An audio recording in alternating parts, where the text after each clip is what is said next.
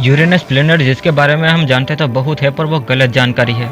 इसका पता तब चला जब जेमी और उसकी टीम ने रिसर्च पेपर की फिर से जांच की थी। वैज्ञानिक दशकों तक यह मानते आ रहे हैं कि उन्हें अरुण ग्रह के बारे में काफ़ी कुछ पता है। ऐसा होता भी क्यों नहीं? आखिर 1986 में नासा का वॉयेजर 2 यूरेनस के पास से ही तो गुजरते हुए उसके बारे में बहुत सारी जानकारी इकट्ठा कर रहा था। उसने जो तस्वीरें खींची और जो डेटा भेजा वह यूरेनस के बारे में हमारे पास सिर्फ वही फोटो और डाटा है जो पास जाकर लिया गया था। वॉयेजर 2 के डेटा से पता चला कि यूरेनस का मैग्नेटिक फील्ड बहुत ही अलग था। लेकिन इस प्लेनेट की खोज और रिसर्च 13 मार्च 1781 से शुरू हो गई थी, जब ब्रिटिश खगोल शास्त्री विलियम हर्शल ने धुंधले तारों की खोज करते हुए यूरेनस की खोज की थी। इसके 6 साल बाद 1787 से 1851 में इसके 4 चंद्रमाओं की खोज की गई और उन्हें टाइटेनिया, ओबेरॉन, एरियल और एम्ब्रियल नाम दिया गया। फिर 1948 में एक और चंद्रमा मिरांडा की खोज की गई।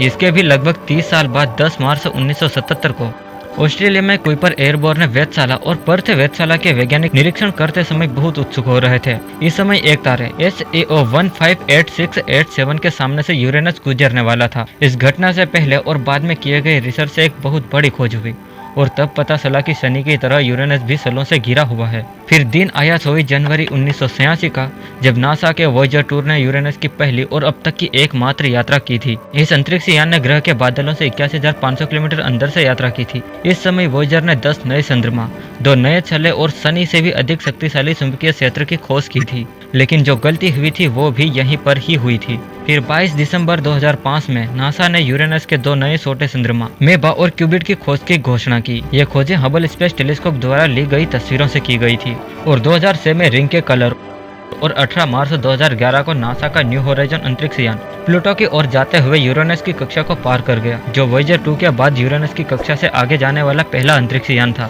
लेकिन इस अंतरिक्ष यान ने यूरेनस की कोई भी तस्वीर नहीं ली। आज हमारे पास यूरेनस तो ठीक, पर उसकी रिंग्स और उसके मून्स की जितनी भी तस्वीरें हैं और वहाँ का जितना भी डेटा हमारे पास है ना, वो सब कुछ उन 6 घंटों में ही निकाला गया था जब वॉयेजर 2 यूरेनस का सर्वे कर रहा था। फिर बाद में हबल, जेम्स और कई पावरफुल ग्राउंड वेव टेलीस्कोप से हमें कुछ फोटो क्लैरिफिकेशन और वेरिफिकेशन के लिए मिली, मगर वॉयेजर 2 की तरह किसी ने भी दोबारा फोटो नहीं ली। हमेशा से माना जाता था कि यूरेनस के चारों तरफ काफी सारे रिंग्स मौजूद है, लेकिन वॉयेजर ने वैज्ञानिकों को 2 और रिंग्स की जानकारी दी जिसकी खबर पहले तक किसी को भी नहीं थी। और सिर्फ यही नहीं बल्कि यूरेनस की मैग्नेटिक फील्ड और रोटेशनल एक्सेस करीब 59 डिग्री तक तिरछी है। यह डिस्कवरी भी वॉयेजर से ही की गई थी। इसके साथ ही उसके क्लाउड सरफेस के 800 किलोमीटर नीचे पानी से भरा एक समुद्र मौजूद है और यूरेनस के एटमॉस्फेयर में करीब 724 किलोमीटर प्रति घंटे की हवाएं बहती है।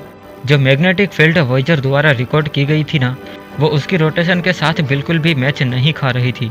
यूरेनस की मैग्नेटिक फील्ड ना सबसे ज्यादा मिसमैच हो रही थी। अब मैग्नेटिक फील्ड तब बनती है जब किसी प्लेनेट के अंदर कोर में होने वाले मोशन की वजह से इलेक्ट्रिक करंट जनरेट होता है। अब एक और चीज ये भी थी कि यूरेनस की magnetic field highly energetic electron से चार्ज थी, जिसकी जगह पे इस पूरे रीजन पे वाटर, आइस और प्लाज्मा होना चाहिए था, क्योंकि यूरेनस के साथ साथ उसके मून से बर्फ से ढके हुए हैं और अगर वो बर्फ कुछ भी हरकत कर रही होती ना, तो उससे निकलने वाला प्लाज्मा और वाटर, आइस हमें आसपास के एटमॉस्फेयर में दिखने चाहिए थे। मगर चूंकि ऐसा कुछ भी वहां पर उपस्थित नहीं था, इससे यह लग रहा था कि यूरेनस के मून से बिल्कुल भी एक्टिव नहीं है। वहां लाइफ की संभावना तो बिल्कुल भी नहीं है और इन चंद्रमाओं के बर्फ के नीचे कोई भी समुद्र मौजूद नहीं होगा। लेकिन जब जेमी अपने टीम मेंबर्स के साथ यूरेनस के वॉयेजर 2 के डेटा को स्टडी कर रहे थे, तब उन्हें यह पता चला कि इस सारे डेटा में बहुत सारी गलतियां और कमियां हैं। असल में तो यूरेनस वैसा है ही नहीं।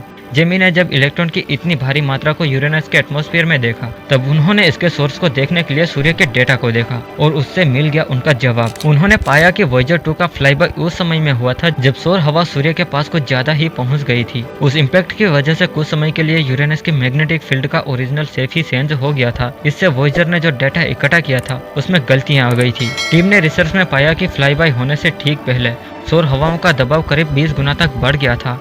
इस वजह से यूरेनस के आसपास एक ऐसा वातावरण बन गया था जो कि यूरेनस की लाइफ में 4% से भी कम समय तक मौजूद रहता है। अगर वॉयेजर 2 कुछ समय पहले भी वहां पर पहुंच गया होता तो ऐसी गलतियां नहीं होती। पर अब यह लग रहा है कि यूरेनस की magnetic field highly energetic electron से चार्ज थी, वो सूर्य के कारण हुई थी। और जो वॉयेजर 2 को कोई भी वाटर, आइस आसपास के एटमॉस्फेयर में नहीं दिखाई दिए थे, वो भी सौर तूफान की वजह से हुआ था। तो हो सकता है कि यूरेनस के मून पर भी बर्फ के नीचे समुद्र मौजूद हो और वहाँ भी लाइफ की संभावना हो। तो दोस्तों, इस वीडियो को यही खत्म करते हैं। आशा है कि आप इस वीडियो को लाइक, शेयर और सब्सक्राइब करोगे। हम मिलते हैं अगले वीडियो में, तब तक के लिए जय हिंद।